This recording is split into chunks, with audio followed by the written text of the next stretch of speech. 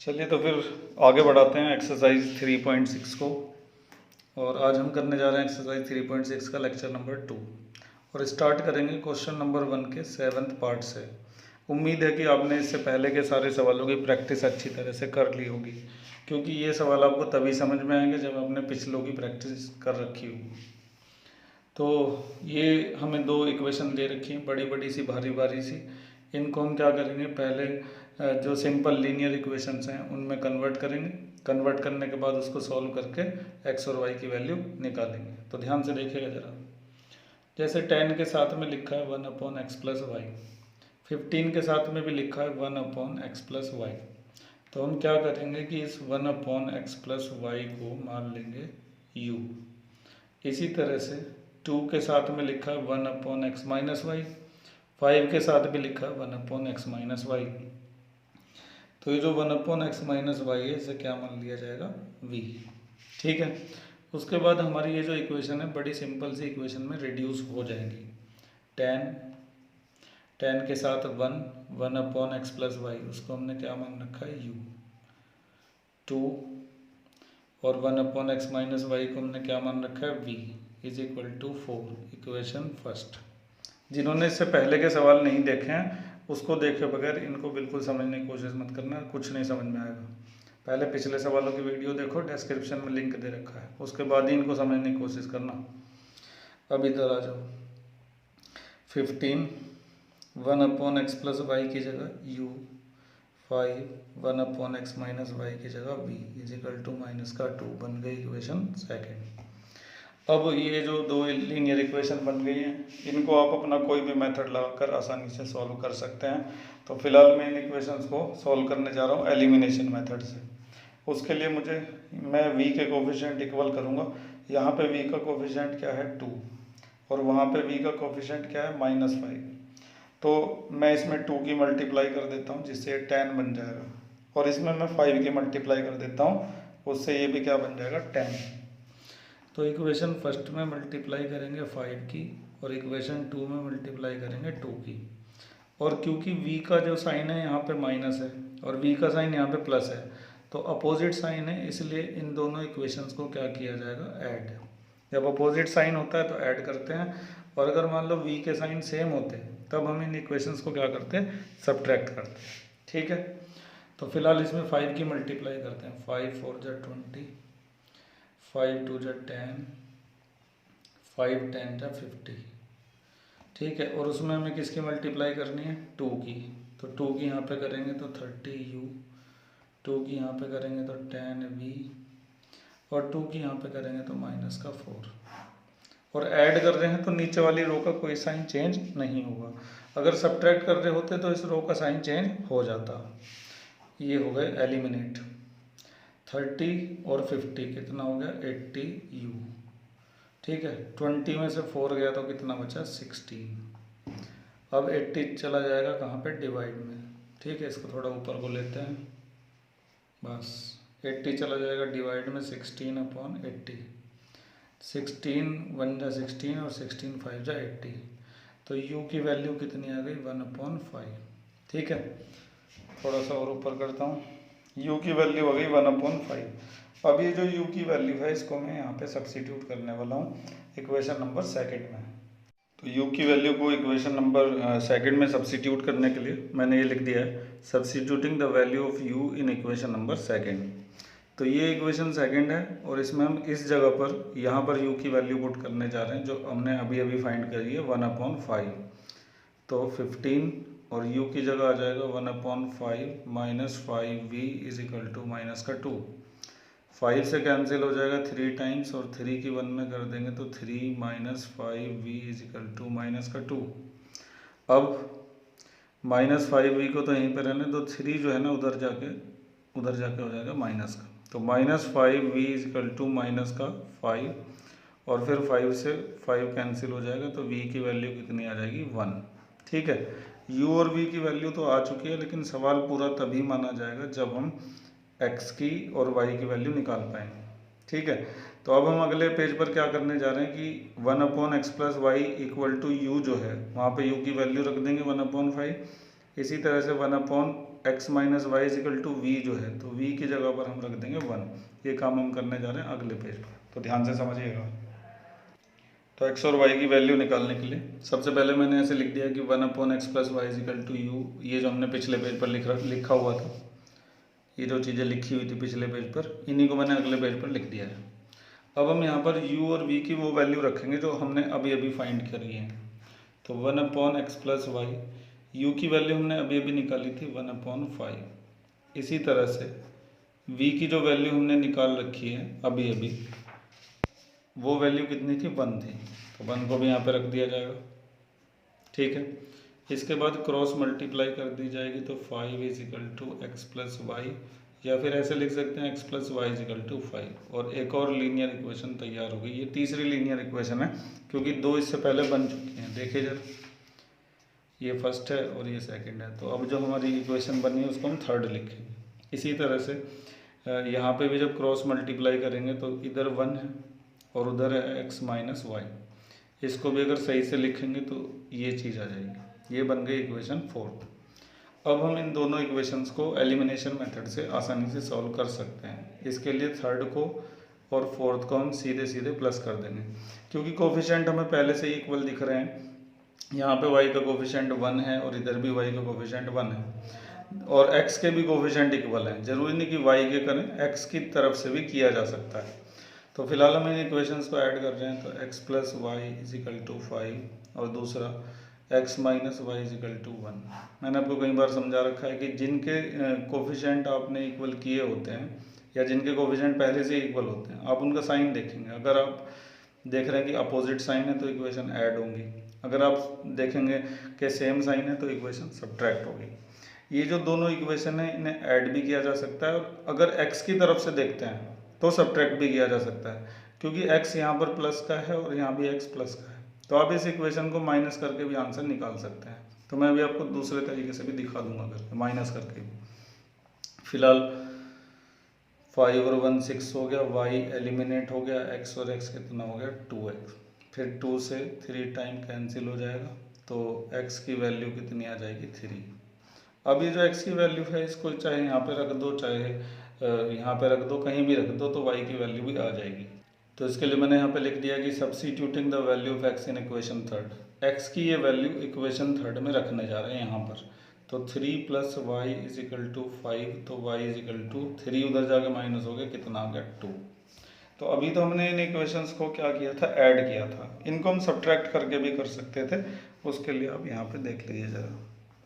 तो पहले मैं ये वाली इक्वेशन लिख देता हूँ, x plus y is equal to 5, और उसके नीचे ये वाली equation x minus y is equal to 1। बहुत ध्यान से देखते रहिए। और ये भी जरूरी नहीं, आप ये वाली इक्वेशन ऊपर लिख सकते थे और इस वाली इक्वेशन को नीचे लिख सकते थे, उससे भी आंसर पे कोई फर्क नहीं पड़ेगा। तो इस बार मैं इन इक्वेशन को क्या करने जा रहा हूँ, सब्ट्रैक्ट करने जा रहा हूँ। तो जब सब्ट्रैक्ट करेंगे तो नीचे वाली जो रो है उसके साइन क्या हो जाएंगे, चेंज। यहाँ माइनस, यहाँ प्लस और यहाँ माइनस। अब की बार x कट जाएगा क्योंकि वो प्लस का है और ये माइनस का है, लेकिन y यहाँ भी प्लस का है, यहाँ भी प्लस का है, तो ये हो गया 2y। 5 में से 1 गया तो क्या बचा 4, 2 से कट गया 2 बार, तो y की वैल्यू कितनी आ गई 2। ठीक है, अब y की वैल्यू को अगर यहाँ पे रख दिया जाए 2 उधर जाके माइनस हो जाएगा, तो x की वैल्यू कितनी आ जाएगी 3, और सेम आंसर हमारा आ जाएगा x 3 और y 2। इधर प्लस किया था और उधर हमने इक्वेशंस को माइनस किया है। तो हमने यहाँ पे एक्सपेरिमेंट में देख लिया है, तो चाहो तो इक्वेशन को प्लस कर दो, चाहे उनको माइनस कर दो, कोई फ़र्क नहीं पड़ेगा। मेन चीज़ एलिमिनेशन मेथड के लिए ये होती है कि कोफिशिएंट इक्वल होने ज़रूरी है। अब यहाँ तो x के भी कोफिशिएंट इक्वल थे और y के भी, तो किसी के कोफिशिएंट इक्वल करने की हमें ज़रूरत पड़ी नहीं। तो उम्मीद है कि ये जो पार्ट है क्वेश्चन 1 का पार्ट 7, ये भी आपकी समझ में अच्छी तरह से आ गया होगा। इसके बाद आगे बढ़ते हैं और करते हैं इस क्वेश्चन का 8वां पार्ट।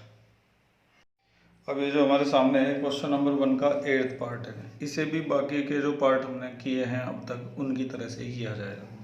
देखो ध्यान से, 1/3x प्लस वाई इधर लिखा हुआ है और 1/3x प्लस वाई यहाँ भी लिखा हुआ है। वो अलग बात है कि यहाँ पे 2 भी लगा हुआ है। 1/3x minus Y, 1/3x minus Y, दोनों जगह सेम चीज़ें हैं, तो हर बार की तरह से हम लेट कर लेंगे कि 1/3x प्लस वाई जो है वो क्या है, u है, और इसी तरह से 1/3x माइनस वाई जो है वो क्या है, v है, ऐसा मान लिया जाएगा। तो ऐसा करने से ये जो पूरा का पूरा है इसकी जगह u आ जाएगा, इस पूरे की जगह v आ जाएगा, इज इक्वल टू 3/4। इसी तरह से अगर हम दूसरी तरफ जाते हैं तो 1/2 तो ऐसे ही रहेगा, और 1/3x प्लस वाई की जगह क्या आ जाएगा, u। ठीक है, इसी तरह से 1/2 ऐसे ही रहेगा, और 1/3x माइनस वाई की जगह क्या आ जाएगा, v is equal to minus का 1/8। ठीक है, अब ये जो 4 हमें दिखाई देता है हम इसको इधर मल्टीप्लाई कर देते हैं, तो 4u plus 4v is equal to 3, और एक लीनियर इक्वेशन तैयार हो गई। मतलब ये जो इक्वेशन थी ये एक सिंपल लीनियर इक्वेशन में रिड्यूस कर दी है। हम इस एक्सरसाइज में यही सीख रहे हैं कि किस तरह से बड़ी भारी इक्वेशंस को सिंपल लीनियर इक्वेशन में कन्वर्ट किया जाता है। अब इधर की तरफ आ जाओ, तो इधर हम क्या कर सकते हैं, 2 एलसीएम ले सकते हैं, तो ऊपर आएगा u minus v is equal to minus का 1/8। अब 2 से कैंसिल हो जाएगा 4 टाइम्स, तो u minus v is equal to minus का 1/4 आ गया। इधर की तरह जैसे 4 यहाँ पे मल्टीप्लाई किया गया था, यहाँ भी 4 को इधर मल्टीप्लाई कर सकते हैं, ये आ जाएगा 4u minus 4v is equal to minus का 1। इक्वेशन बन जाएगी सेकेंड। अब ये जो दो इक्वेशन बनी है इनको अपने जो पुराने मेथड हैं वो लगा के सॉल्व कर सकते हैं। हमें साफ दिखाई दे रहा है कि u के भी कोफिशिएंट इक्वल हैं और v के भी कोफिशिएंट इक्वल हैं, तो हम चाहे तो इनको ऐड कर सकते हैं, चाहे हम इनको सब्ट्रैक्ट कर सकते हैं। अगर हम v के हिसाब से देखें तो हमें इन इक्वेशंस को ऐड करना पड़ेगा, क्योंकि v के जो साइन है वो क्या है, अपोजिट है। तो हम इक्वेशन फर्स्ट में सेकंड को कर देते हैं ऐड। ठीक है, थोड़ा ऊपर करते हैं बस। तो first plus second, first equation है 4u plus 4v is equal to 3, और सेकंड इक्वेशन है 4u minus 4v is equal to minus का 1।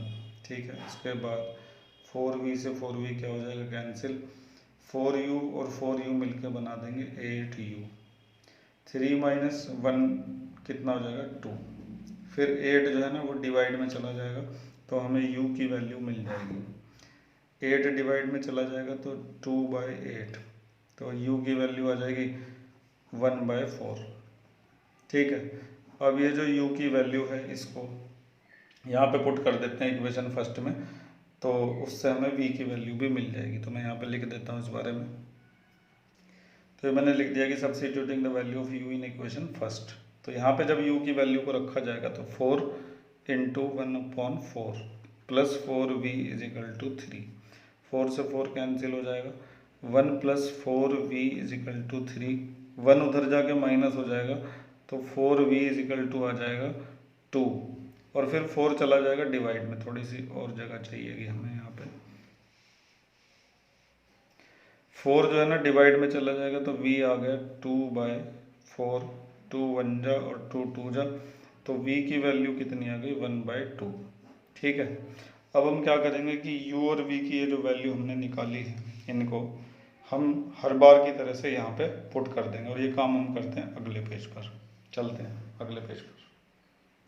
तो मैंने क्या किया कि u की और v की वैल्यू को अगले पेज पर पुट कर दिया है उसके अंदर, जो आपको अभी दिखाया गया था। अब क्रॉस मल्टीप्लाई कर देते हैं, 4 इधर मल्टीप्लाई हो जाएगा और 3x प्लस वाई उधर चला जाएगा। फिर इसको स्टैंडर्ड फॉर्म में लिख देंगे कि 3x plus y is equal to 4, और तीसरी इक्वेशन तैयार, जैसे अभी पिछले सवाल में हुई थी। ऐसे ही यहाँ पे भी क्रॉस मल्टीप्लाई होगा, तो 2 is equal to 3x minus y आएगा, या फिर हम लिख सकते हैं 3x minus y is equal to 2, equation number 4। ठीक है, अब इनके बाद इन इक्वेशंस को हम, क्योंकि y के भी कोफिशिएंट इक्वल हैं और x के भी कोफिशिएंट इक्वल हैं, तो चाहे तो ऐड कर लो चाहे सब्ट्रैक्ट कर लो। तो अभी मैं इनको सब्ट्रैक्ट करने जा रहा हूँ। थर्ड में से फोर्थ को कर दिया जाएगा सब्ट्रैक्ट, तो 3x plus y is equal to 4, ये थर्ड इक्वेशन है, और 3x minus y is equal to 2, ये second equation, sorry fourth equation है। सब्ट्रैक्ट कर रहे हैं तो नीचे वाली रो के साइन हो जाएंगे चेंज, जो प्लस है वो माइनस बनेगा, जो माइनस है वो प्लस बनेगा, और जो प्लस है वो माइनस बनेगा। 3x से 3x कैंसिल हो जाएगा, दोनों y प्लस के हैं तो मिलाकर आ गया 2y, और 4 और 2 कितना हो जाएगा 6। फिर 2 चला जाएगा डिवाइड में, या फिर 2 से 3 टाइम कैंसिल, तो y की वैल्यू कितनी आ गई 3। अब ये जो y की वैल्यू हमें मिली है इसको हम यहाँ पर पुट कर सकते हैं, यहाँ भी पुट कर सकते हैं। तो मैं इसको 4th के अंदर पुट कर देता हूँ। तो y की जो वैल्यू निकाली थी ना 3, उसको यहाँ पे हमने पुट कर दिया है। अब 3 उधर जाके प्लस हो जाएगा 2 में जाके, तो ये बन जाएगा 5। तो x की वैल्यू आ जाएगी कितनी, 5/3। ठीक है, और x और y की वैल्यू निकलते ही हमारा जो सवाल है वो पूरा हो चुका है। तो ये सवाल भी बाकी सवालों के जैसा ही था। उम्मीद है कि समझ में आ गया होगा। चीज़ें अच्छी तरह से तभी क्लियर होंगी जब आप इनकी ज़्यादा से ज़्यादा प्रैक्टिस करेंगे। तो कोशिश करिए सवालों की ज़्यादा से ज़्यादा प्रैक्टिस करने की। इसके अलावा एग्जाम्पल्स को भी ध्यान से आप देखा करें। तो चलिए बढ़ते हैं फिर आगे। तो इस तरह से हमने जो लेट किया हुआ था 1/3x + y = u, एक बार देख लीजिए। ये था ना 1/3x + y = u और 1/3x - y = v। तो इसको लिखने के बाद इसमें जो u और v की वैल्यू हमने अभी अभी फाइंड करी उसको पुट कर दिया है। अब क्रॉस मल्टीप्लाई जब करेंगे तो हमारे पास एक इक्वेशन इस तरह से तैयार हो जाएगी। ठीक है, तीसरी इक्वेशन। ऐसे ही जब यहाँ भी क्रॉस मल्टीप्लाई होगा तो 3x - y = 2 एक और इक्वेशन बन जाएगी 4th। अब चाहो तो इन इक्वेशन को प्लस कर लो, चाहो इनको माइनस कर लो, दोनों तरीके से रिजल्ट सेम आएगा। तो मैं माइनस करता हूँ और आप जो है इनको प्लस करके देखिएगा। तो 3rd में से 4th को क्या करते हैं, माइनस या प्लस करते समय ये जरूर देख लीजिएगा कि x और y में से किसी एक के जो कोफिशिएंट है वो सेम होने चाहिए। फिलहाल ये जो इक्वेशन हम देख रहे हैं दोनों, इनमें दोनों के कोफिशिएंट इक्वल हैं, x के भी और y के भी। ठीक है, तो हमारी जो पहली इक्वेशन है वो है 3x + y = 4 और दूसरी इक्वेशन है 3x - y = 2। हम इन्हें कर रहे हैं सब्ट्रैक्ट, तो माइनस प्लस और माइनस। ठीक है, ये तो हो गया कैंसिल, y और y कितना हो गया 2y और 4 में से 2 गया तो क्या बचा 2, 2 से 2 कैंसिल, तो y की वैल्यू कितनी आ गई 1, बड़ी आसानी से। अब ये जो y की वैल्यू है इसको चाहे तो यहाँ रख दो चाहे यहाँ रख दो, तो मैं इसको यहाँ पे रख देता हूँ 4th के अंदर। तो मैंने यहाँ पे लिख दिया कि substituting the value of y in equation 4th। तो इक्वेशन 4th को मैं यहाँ पे लिख दिया और अब y की वैल्यू पुट कर दी जो अभी अभी निकाली है 1। ठीक है, 1 उधर जाके प्लस हो जाएगा तो 3x = 3, तो 3 से ये कैंसिल 1 टाइम, तो x की वैल्यू कितनी आ गई 1। तो इस तरह से हमारा ये जो सवाल था क्वेश्चन नंबर 1 का आखिरी जो पार्ट था ये भी पूरा हो चुका है। उम्मीद है कि समझ में आ गया होगा, लेकिन अगर आप चीज़ों को वाकई में अच्छी तरह से समझना चाहते हैं तो ज़्यादा से ज़्यादा प्रैक्टिस अपने आप से करिए, एग्जाम्पल्स करके देखिए, एक्स्ट्रा क्वेश्चंस करिए। ठीक है, फिलहाल हम आगे बढ़ रहे हैं एक्सरसाइज के अंदर। चलिए खैर, अब हमारे सामने आ गया है एक्सरसाइज का क्वेश्चन नंबर 2। तो ये जो क्वेश्चन नंबर 2 है इसमें करना क्या है पहले तो वो पढ़ लेते हैं। Formulate the following problem as a pair of equations and hands find their solution. मतलब ये जो प्रॉब्लम है इन्हें इक्वेशन की फॉर्म में कन्वर्ट करना है और कन्वर्ट करने के बाद हमें उनके सॉल्यूशन फाइंड करना है। तो पहले प्रॉब्लम को ध्यान से पढ़ेंगे, ध्यान से पढ़ने के बाद उससे इक्वेशन बनाएंगे और इक्वेशन सॉल्व करना हमें अच्छी तरह से आता है, चाहे छोटी मोटी इक्वेशन बने चाहे बड़ी बड़ी भारी भारी इक्वेशन बने, उन्हें भी हम क्या कर लेंगे, रिड्यूस कर लेंगे। इस एक्सरसाइज में हमने सीखा है कि कैसे बड़ी बड़ी इक्वेशन को छोटी छोटी इक्वेशन में रिड्यूस किया जाता है। तो प्रॉब्लम ध्यान से पढ़ के पहले इक्वेशन बनाते हैं। तो क्या सवाल है देख लेते हैं। Ritu can row downstream 20 kilometre in 2 hours। Ritu जब डाउन स्ट्रीम चलती है 20 किलोमीटर की दूरी तो उसको लगते हैं 2 घंटे। तो यहाँ पे दिख ही रहा है साहब कि ये रितु, इसको आप रितु मान सकते हैं। तो जब वो डाउन स्ट्रीम चलती है तो 20 किलोमीटर की जो डिस्टेंस है, मान लो कि यहाँ से लेकर वहाँ तक जो है 20 किलोमीटर है, तो ये दूरी तय करने में उसको लगते हैं 2 घंटे अगर वो चलती है डाउन स्ट्रीम। ठीक है, and up stream 4 kilometre in 2 hours। लेकिन जब अप स्ट्रीम चलेगी तो सिर्फ थोड़ी सी दूरी तय करने में ही, मतलब 4 किलोमीटर की दूरी तय करने में उसको लग जाएंगे 2 घंटे। ठीक है, तो इसका मतलब ये हुआ कि नदी के साथ साथ अगर वो चलेगी तो उसको 20 किलोमीटर की दूरी 2 घंटे में तय हो जाएगी। लेकिन अगर वो अपोजिट आती है तब उसको जो स्पीड है वो कम हो जाएगी और फिर वो सिर्फ 4 किलोमीटर ही चल पाएगी 2 घंटे में। ठीक है, तो अगर नदी के साथ साथ चलती है तो 2 घंटे में 20 किलोमीटर चलती है और अगर अपोजिट चलती है तो 2 घंटे में 4 किलोमीटर चलती है। ये इन्फॉर्मेशन में दी गई है। Find her speed of rowing. Speed of rowing निकालनी, मतलब कि किस स्पीड से वो बोट को चला रही है in still water. Still water मतलब शांत जो पानी होता है, रुका हुआ जो पानी होता है, जो फ्लो नहीं कर रहा होता उसमें। इसके अलावा speed of the current. Current का मतलब यहाँ पर स्ट्रीम से है, ये जो स्ट्रीम बह रही है ना, इसको करंट कहा गया है। कई तरह के करंट होते हैं, air current, water current, electric current. तो जब भी कोई चीज़ फ्लो होती है, चल रही होती है, तो हम कहते हैं कि उसके अंदर क्या है, करंट है। तो फिलहाल यहाँ पर स्पीड ऑफ करंट निकालने से मतलब है कि जो स्ट्रीम फ्लो हो रही है, हमें इसकी स्पीड निकालनी है। तो स्ट्रीम की स्पीड को हम मान लेते हैं क्या, y किलोमीटर पर आवर। और जो ऋतु की रोइंग स्पीड है उसे हम मान लेते हैं x किलोमीटर पर आवर। ये चीज़ मैं यहाँ पे लिख देता हूँ, सवाल को ध्यान से देखते रहिएगा एंड तक, तभी चीज़ें आपको समझ में आएंगी। और इसके जैसा एक और सवाल मैं करवाऊँगा ताकि ये आपको पूरी तरह से क्लियर हो सके। तो मैं यहाँ पे स्टेटमेंट लिख देता हूँ। तो मैंने यहाँ पे स्टेटमेंट लिख दिया है। जो दो चीज़ें हमसे पूछी गई थी उन दोनों को मैंने लिख दिया है। स्पीड ऑफ रोइंग पूछी गई थी कि ऋतु की रोइंग स्पीड क्या है, नाव चलाने की स्पीड, उसे हमने मान रखा है x, यहाँ पे लिख दिया है। और स्ट्रीम की स्पीड बताओ, नदी की जो स्पीड है या करंट की जो स्पीड है वो बताओ कितनी है, तो उसको हमने क्या मान लिया, y। ठीक है। अब इस सवाल में हम दो केस बनाएंगे, एक केस तो होगा डाउन स्ट्रीम का और दूसरा केस होगा अप स्ट्रीम का। तो पहले आप डाउन स्ट्रीम का जो फर्स्ट केस है उसको समझ लीजिए। तो इस तरह से मैंने यहाँ पे लिख दिया कि when she goes down stream, जब वो डाउन स्ट्रीम जाएगी तो होगा क्या क्या। सबसे पहले स्पीड जो होगी उसकी, स्पीड ऑफ रोइंग या स्पीड ऑफ ऋतु मान लेते हैं यहाँ पर, तो उसकी जो स्पीड होगी ना वो बढ़ जाएगी। जब हम नदी के साथ साथ चलते हैं तो हमारी स्पीड में नदी की स्पीड भी क्या हो जाती है, प्लस हो जाती है। तो हमारी कुल स्पीड आ जाएगी x plus y kilometre per hour. लेकिन जब हम उल्टे आएंगे तो हमारी स्पीड में से जो स्ट्रीम है उसकी स्पीड क्या हो जाएगी, माइनस हो जाएगी। तो फिलहाल हम तो ऐसे जा रहे हैं, स्पीड करंट के साथ साथ जा रहे हैं, नदी के साथ साथ जा रहे हैं, तो हमारी स्पीड हो जाएगी कितनी, x प्लस वाई। ठीक है। इसके अलावा डिस्टेंस जो हम कवर कर रहे हैं वो कितनी है, डिस्टेंस कवर कर रहे हैं 20 किलोमीटर, जब डाउन स्ट्रीम जा रहे हैं, ये लिखा हुआ है। और इस दौरान टाइम कितना लग रहा है, टाइम लग रहा है 2 आवर्स। ठीक है। तो अब क्या है कि हमारे पास यहाँ पे तीन चीज़ें हैं, स्पीड है, डिस्टेंस है और टाइम है। और ये तीनों चीज़ें एक फार्मूले में होती हैं, सेम फार्मूला के distance is equal to speed multiply time. इस तरह से ये तीनों चीज़ें एक ही फार्मूले में होती हैं, उसको लगा दिया हमने। अब डिस्टेंस की जगह हम क्या रख देंगे, 20। स्पीड की जगह क्या रख दिया जाएगा, x प्लस वाई। और टाइम की जगह रख दिया जाएगा 2। ठीक है। और 2 से कैंसिल हो जाएगा 10 टाइम, तो x प्लस वाई की वैल्यू 10 आ गई। और इस तरह से पहली जो लीनियर इक्वेशन है वो तैयार हो गई पहले केस से, जब वो जाएगी डाउन स्ट्रीम। इस केस को एक बार फिर से समझते हैं।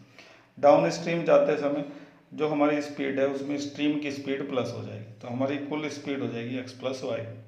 डिस्टेंस हम कवर कितनी कर रहे हैं, 20, और कितना टाइम लग रहा है, 2 आवर्स। सब लिखने के बाद ये तीनों चीज़ें एक ही फार्मूले में होती हैं, स्पीड, डिस्टेंस और टाइम। और वो फार्मूला है ये, distance is equal to speed multiply time. इस फार्मूले में सारी चीज़ों को पुट करने के बाद आसानी से हमारी एक लीनियर इक्वेशन तैयार हो चुकी है।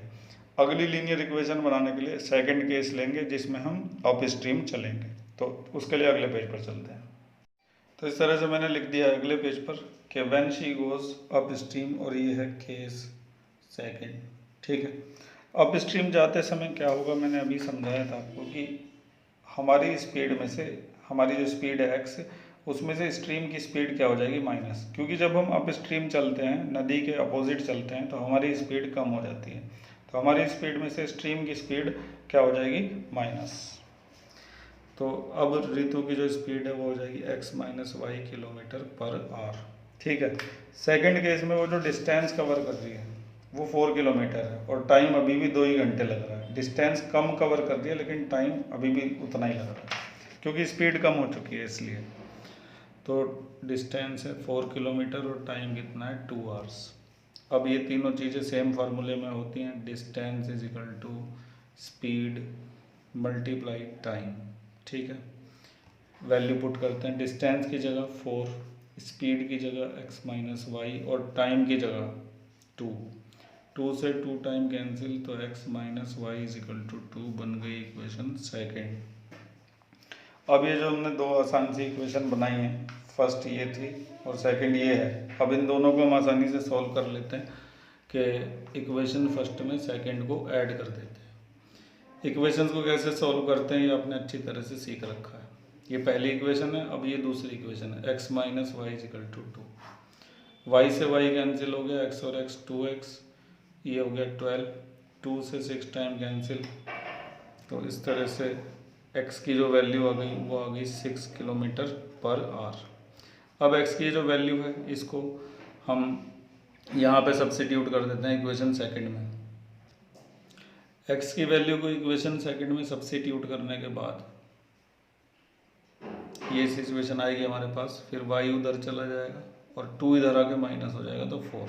ठीक है, तो y की जो वैल्यू है वो कितनी आ गई 4 किलोमीटर पर आवर। अब ये x और y थे क्या, x तो रोइंग स्पीड ऑफ ऋतु थी, ऋतु किस स्पीड से नाव चला रही है, और y थी स्ट्रीम की स्पीड। दोनों हमने आसानी से निकाल लिए। एंड में लिख दीजिएगा देयरफॉर स्पीड ऑफ रोइंग और वो सब चीज़ें ये आप खुद लिख दीजिएगा। ठीक है, तो सवाल को एक बार फिर से समझने की कोशिश करते हैं। तो इस सवाल में हमें कहा गया था कि Ritu can rowed downstream 20 kilometre in 2 hours. Downstream अगर वो जाती है इस तरह से तो 20 किलोमीटर की दूरी 2 घंटे में तय करती है, और अगर वो अप स्ट्रीम जाती है उल्टा तो 4 किलोमीटर की दूरी 2 घंटे में तय करती है। तो हमें उसकी स्पीड ऑफ रोइंग बतानी थी स्टिल वाटर में, रुके हुए पानी में, और स्पीड ऑफ करंट बतानी थी कि नदी किस स्पीड से चल रही है। तो हमने उसकी स्पीड को x मान लिया और जो नदी की स्पीड थी उसको y मान लिया, और पहला केस ले लिया जब वो कैसे जाएगी डाउन स्ट्रीम। तो डाउन स्ट्रीम जाते समय उसकी स्पीड बढ़ जाएगी, x अपनी स्पीड है और y जो है स्ट्रीम की स्पीड है, दोनों प्लस हो जाएंगे। डिस्टेंस कितनी कवर हो रही थी डाउन स्ट्रीम में वो क्वेश्चन में दिया गया था 20 किलोमीटर, वो लिख दिया, टाइम लिख दिया। तीनों चीज़ें एक ही फार्मूले में होती हैं, उसको लगा के एक इक्वेशन तैयार कर दी। ऐसे ही हमने दूसरी इक्वेशन बनाई थी सेकंड केस में, दोनों को सॉल्व करके आसानी से हमने आंसर निकाल दिया। उम्मीद है कि सवाल आपकी समझ में आ गया होगा। इसको और अच्छे से समझने के लिए इसी के जैसा एक और सवाल करते हैं, वो हमारी बुक का बड़ा इंपॉर्टेंट एग्जाम्पल है, तो उसको समझने की कोशिश करिएगा ध्यान से। तो ये मैंने उसी टाइप का एक और सवाल यहाँ पे लिख दिया है। ये हमारी बुक का एग्जाम्पल नंबर 19 है, आप अपने बुक में इसको देख सकते हैं। तो ये भी सवाल बोट और स्ट्रीम के बारे में ही है, इसको समझ लेते हैं ध्यान से क्या सवाल है। अ boat goes 30 kilometre up stream and 44 kilometre down stream in 10 hours. अब ये जो टाइम हमें दे रखा है ये एक बोट के जाने का और आने का टाइम प्लस करके दे रखा है, 10 घंटे। 30 किलोमीटर जाएगी बोट नदी के साथ साथ और 40 किलोमीटर आएगी बोट ऊपर को नदी के उल्टा। इस पूरे प्रोसेस में उसको लगेंगे 10 घंटे। मतलब जाने और आने का टाइम अलग अलग नहीं दिया, पूरा मिला कर दिया हुआ है। ठीक है, आगे लिखा हुआ है इन 13 hours it can go 40 kilometre up stream and 55 kilometre down stream.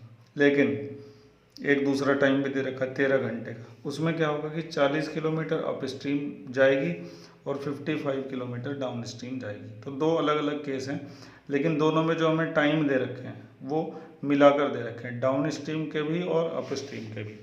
तो इस सवाल को भी हम समझने की कोशिश करते हैं, है तो ये उसी टाइप का ही। सबसे पहले देखते हैं निकालना क्या है। Determine the speed of the stream. एक तो स्ट्रीम की स्पीड निकालो, नदी की स्पीड निकालो, करंट की स्पीड निकालो, वो तो ये है। और दूसरा and that of the boat, boat in still water. Boat की स्पीड भी निकालनी है स्टिल वाटर। स्टिल वाटर उसको बोलते हैं जो चलता नहीं है, रुका हुआ रहता है, स्थिर पानी। ठीक है, तो पहले मैं यहाँ पर फिगर बना लेता हूँ और आपको समझाने की कोशिश करता हूँ। इस तरह से मैंने इसकी फिगर बना ली है। अब यहाँ पर हम बोट की स्पीड को पिछली बार की तरह से मान लेते हैं x किलोमीटर पर आवर, और जो स्ट्रीम है स्ट्रीम की स्पीड को मान लेते हैं y किलोमीटर पर आवर, और मान लेते हैं स्ट्रीम इस तरह से जा रही है। तो ये तो हो गया डाउन स्ट्रीम, ठीक है, और ये वाला हो गया अप स्ट्रीम इधर को।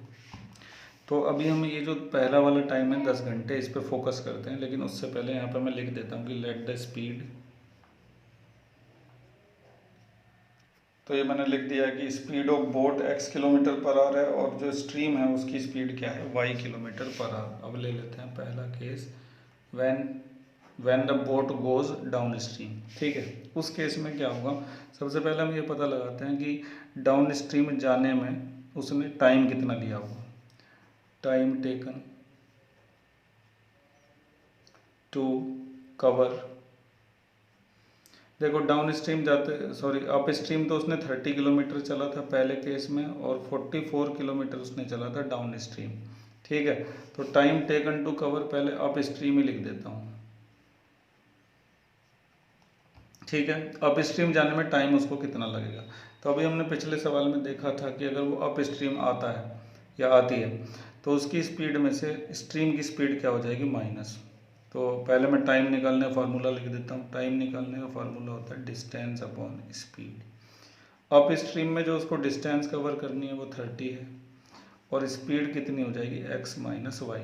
उसकी स्पीड में से स्ट्रीम की स्पीड माइनस हो जाएगी जब वो अपोजिट साइड चलेगी। ठीक है, तो ये टाइम लगेगा उसको ऊपर को आने में। अब उसका नीचे को जाने का टाइम निकालते हैं, मतलब डाउन स्ट्रीम वाला टाइम निकालते हैं। तो इसको भी देख लीजिए। तो मैंने ये लिख दिया कि time taken in down stream. Down stream में कितना टाइम लगेगा, तो टाइम निकालने का फार्मूला होता है distance upon speed. Down stream वो कितना चल रही है, 44 किलोमीटर।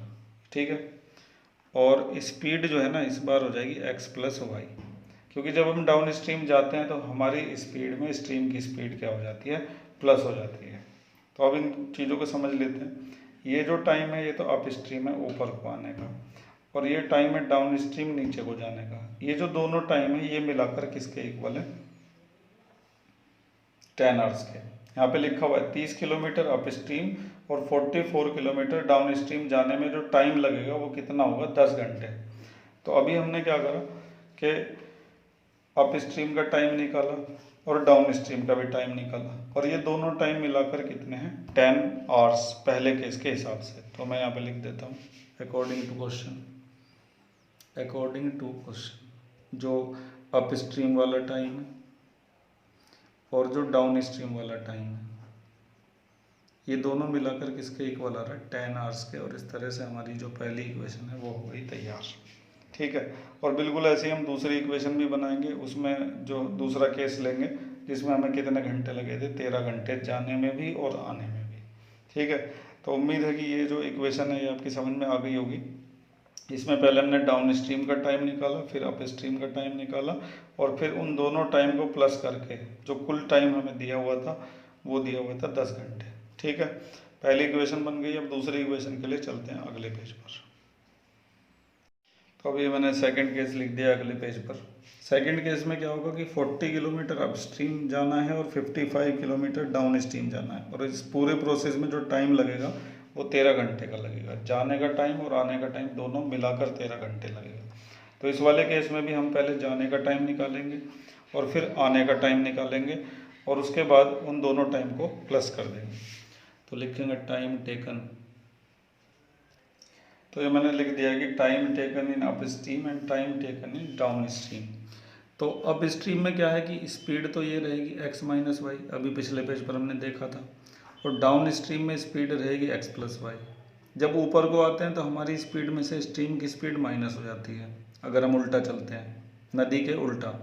लेकिन अगर हम नदी के साथ साथ चलेंगे तो हमारी स्पीड में नदी की स्पीड क्या हो जाएगी, प्लस। ठीक है, तो हम जो फार्मूला इस्तेमाल कर रहे हैं वो है distance upon speed. Up stream की जो डिस्टेंस है वो कितनी है, 40, और डाउन स्ट्रीम की डिस्टेंस है 55। तो ये है अप स्ट्रीम का टाइम और ये है डाउन स्ट्रीम का टाइम। आने में जो टाइम लगा था वो ये है, और जाने में जो टाइम लगा था वो ये है। अब इन दोनों टाइम को प्लस करके कितना आएगा, 13 आवर्स अकॉर्डिंग टू क्वेश्चन। तो 40 अपॉन एक्स माइनस वाई और plus 55 upon X plus Y, इन दोनों टाइम को प्लस करके कितना आएगा, 13 आवर्स। और ये बन गई इक्वेशन सेकंड। ठीक है, अब ये जो इक्वेशन हमने बनाई है सेकंड इक्वेशन, और बिल्कुल ऐसी हमने एक फर्स्ट इक्वेशन भी तैयार की थी। इन इक्वेशंस को कैसे सॉल्व किया जाता है ये आपको पिछले जो लेक्चर्स हैं उनमें सिखाया जा चुका है। आप 1 अपॉन एक्स माइनस वाई को u मान लेंगे और 1 अपॉन एक्स प्लस वाई को v मान लेंगे, और कोफिशिएंट इक्वल करके आसानी से इन इक्वेशंस को सॉल्व कर लेंगे। ठीक है, तो मेरा काम था यहाँ पर केवल आपको इक्वेशन बनाकर दिखाना कि इस सवाल में इक्वेशन कैसे बनेगी। तो हमने एक ही तरह के वही अप स्ट्रीम और डाउन स्ट्रीम वाले 2 सवाल कर लिए हैं। तो उम्मीद है कि आपको समझ में आ गया होगा। आज के लेक्चर में बस इतना ही करेंगे, बाकी जो बचा हुआ है इस एक्सरसाइज का वो आपको मिलेगा अगले लेक्चर में जल्दी ही। Thank you.